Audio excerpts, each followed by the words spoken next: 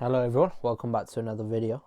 Today I wanted to talk about a couple things, but first, please make sure you like, comment and subscribe. We're on 72 subscribers. I want to try and get to 100 subscribers by the end of February at least. I believe that's achievable and I'm capable of doing that. So everyone who's watching, please make sure you like, comment and subscribe. But without further ado, let's talk about the first thing, and that is Alexander Usyk and his relationship with Riyadh season, and where I think he's maybe angling towards going.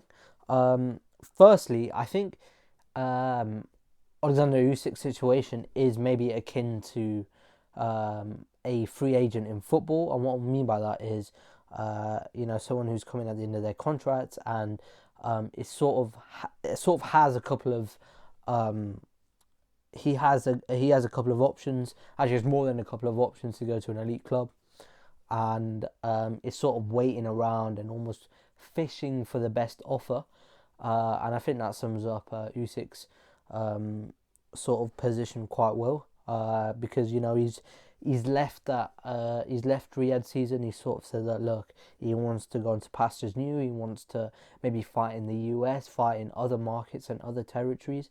And I can only assume, because obviously I don't have inner dealings with his team, but I can only assume that he wants to move where there's the most money. He wants to move where he's going to get paid the most and have the most entertaining fights. Obviously, there's this new entity that's coming, IVB Boxing, San Francisco. They've talked about doing a show there. I mean, Wilder. We'll go on to Wilder in a little bit because there's a bit of like a bombshell news there. But I guess Usyk sort of using this time to recuperate, but also see which promoter will pay him the most dough. And this new entity, I mean, Ed Pereira seems like a very good operator. They did a press conference. It was very light on detail. They didn't really announce a fight. And so, yeah, I mean, I don't really know who these backers are of IVB because they've not really gone into the logistics, and they've been quite coy on who they said they're working with. Obviously, they've on the announcement video they said they were in San Francisco, but in order to put on an event of that magnitude, you need to have some serious funding behind you. I guess that global distribution deal with YouTube is sort of helps, right? It helps sell sponsorships. I mean, to sort of sponsor that event in San Francisco when there's 135,000 people there live, and you've got millions, hundreds of millions watching on YouTube. I mean, that's going to be prime advertising space, so they'll get a lot of money through that. So yeah, and also I've read online as well. I mean, Alexander Usyk sort of talking to Zuffa Boxing too. I guess it's in his best interest to maybe sort of talk to everyone, but also if he appears to talk to everyone, then this interest in IVB Boxing, it might it could allow him to get paid just that little bit more, if he want if money was the issue. So yeah, interesting times. But then, talking about Wilder, there's been reports recently that Derek Chisora and Deontay Wilder will clash for Chisora's 50th fight. The two met, I believe, at an event. I think it was Kubrat Pulev against Murat Gassiev in Dubai at the end of the year. They two seem to have clashed, so there is a little bit of beef there. So yeah, I mean, look, I think that would be a great fight, Wilder against Chisora. I really do. I mean, Chisora was meant to fight in January against in December against Dillian White, and that fight fell away for whatever reason. I mean, you can only assume that Chisora just wanted to move away from negotiations. He is the sort of man who can sell anything, and he wants the most dough when he's come to the penultimate end of his career. So look, the US want to get back into boxing, so maybe a big promotional deal Chisora signs with, IVB Boxing, San Francisco gets paid 10 to 20 million to fight Deontay Wilder. It's live on YouTube in front of 135,000 people. That could be what he's angling for. But I think that would take away. I think that would be a real shame if Chisora were to go over to the US and have his final fight. I think that would be a shame to a lot of the British fans here in the UK who would pay to see Chisora,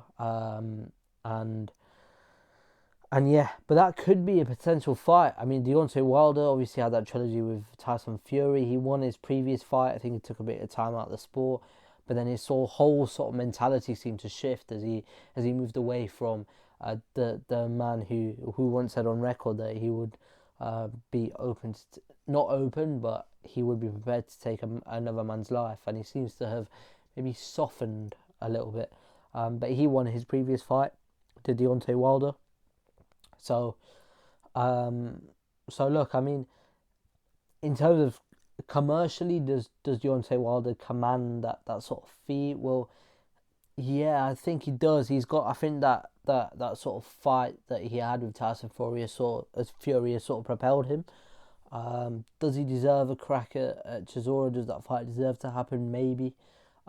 Maybe a little bit more so than Wilder against Usyk. I mean, if it were to be on merit, you've got what's his name, the man who fought Ajit Kabayel. That would be a great fight for him, and Kabayel would deserve that. So yeah, but I mean, Wilder is a name that sells. So I guess that is another option. What else do we have to talk about? GBM. Another thing that is quite impressive. I mean, Iziasev was also, I think he was rated the number 2 boxing promoter. He's done very well with a seamlessly tight budget. I mean, he's also shown that he's open to working with other promoters, which I guess is good for anyone entering into the sport. I mean, he did that.